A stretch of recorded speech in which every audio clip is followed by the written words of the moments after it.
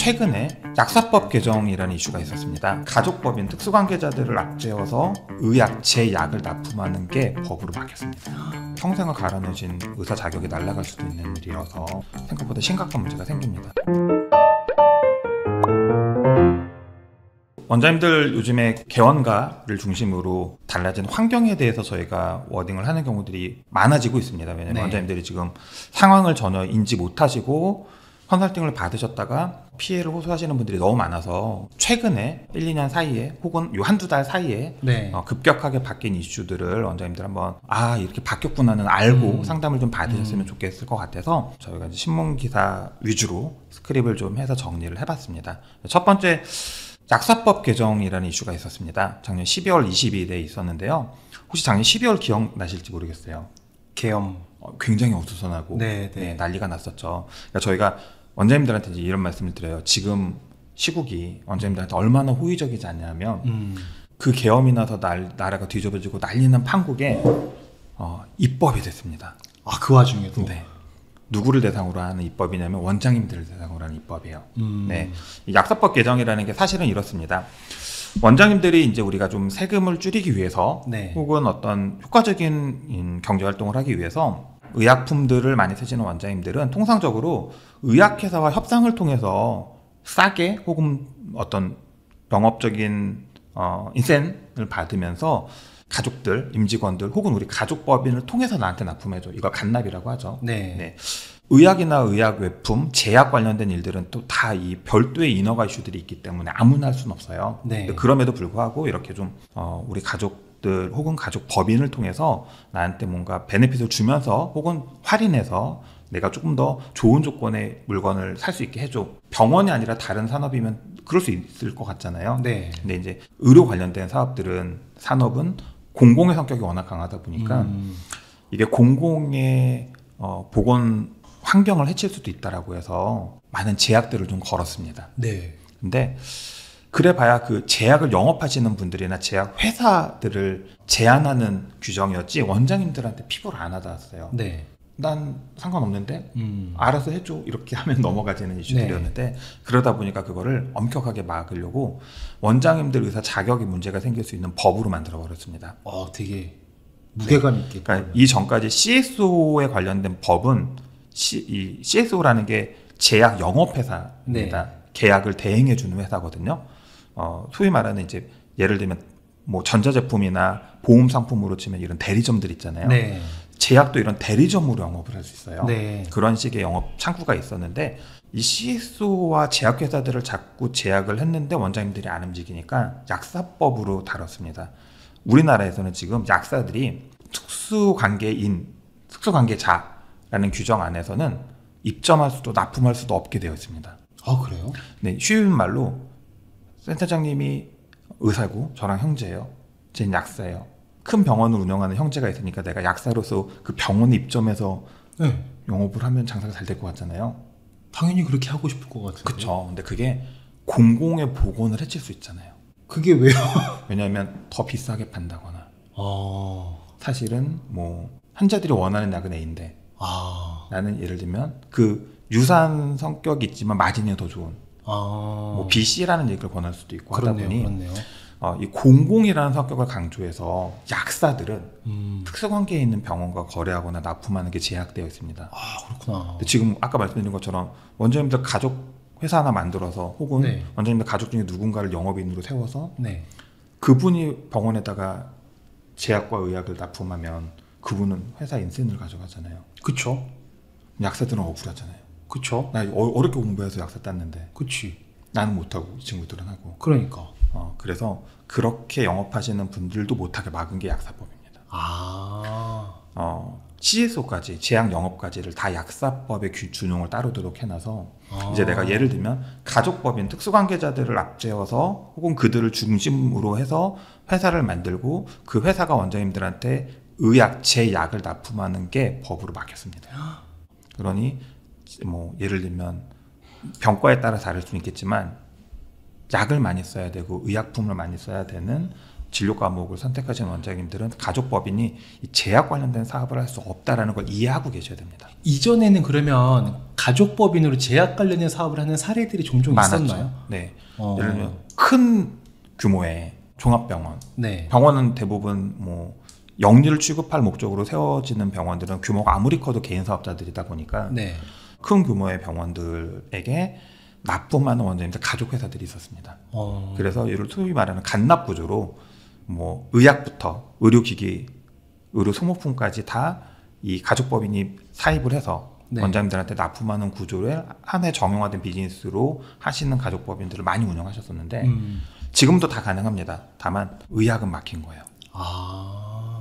그러니 이 의학에 대한 비중이 높은 뭐 내과, 신경과, 네, 외과 관련된 병원들은 이제 가족법인이 그 업무는 수행할 수 없게 된 거죠. 근데 이런 법이 만들어지면 각각의 병원에 공문 같은 거 안 가나요?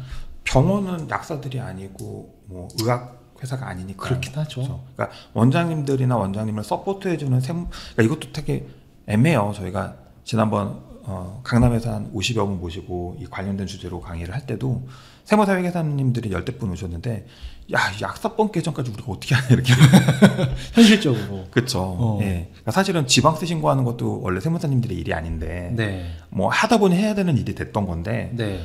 야, 약사법 개정까지 우리가 어떻게 하라 이렇게 얘기하시는데 이제 원장님들 입장에서는 피해를 호소하시죠.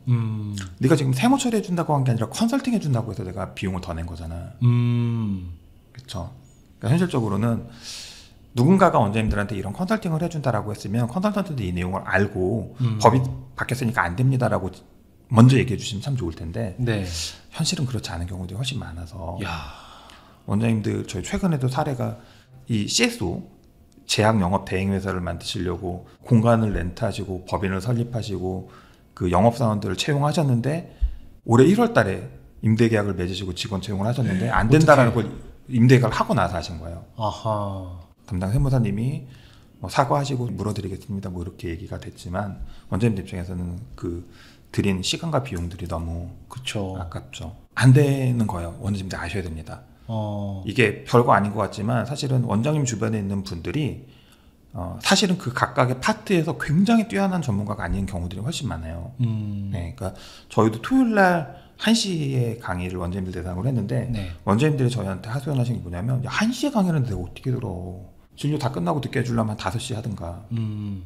저도 토요일날은 3시간이라는 게 있죠.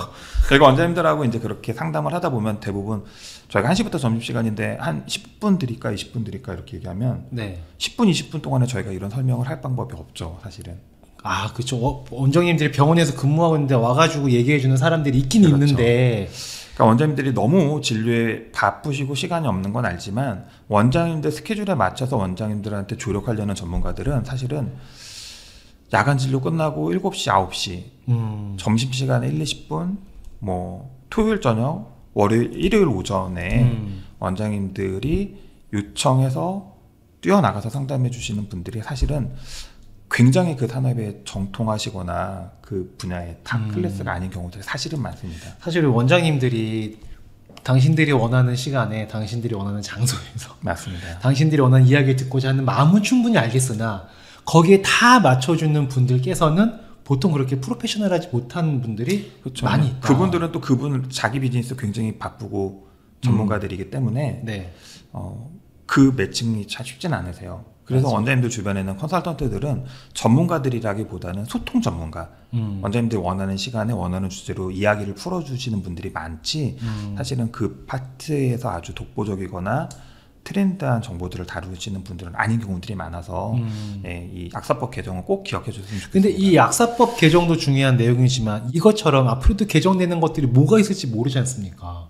예상치는 나와 있지만 사실은 입법이라는 거는 저희가 예상한다고 되는 건 아니니까. 그렇죠. 그러니까 예를 들어서 어떤 분께서 가족법인 잘 하고 계셨어요. 근데 다행히 이제 세계열쇠 채널을 보신 분은 이 내용을 이제 아실 테니까 문제가 안 생기겠지만 아직도 모르시는 분들이 많지 않겠습니까? 맞습니다. 그분들은 지금 여느 때와 마찬가지로 맞습니다. 계속 거래를 하실 텐데 그게 이제 위법인지도 모르신 상태로 그냥 계속 하고 있는 맞습니다. 거잖아요. 네. 그러면 우리 다른 원장님들께서 사실 약사법도 있지만 따로 법인 설립하지 않고 그냥 그 개인 사업자 내에서만도 뭔가 노력들을 많이 하시잖아요.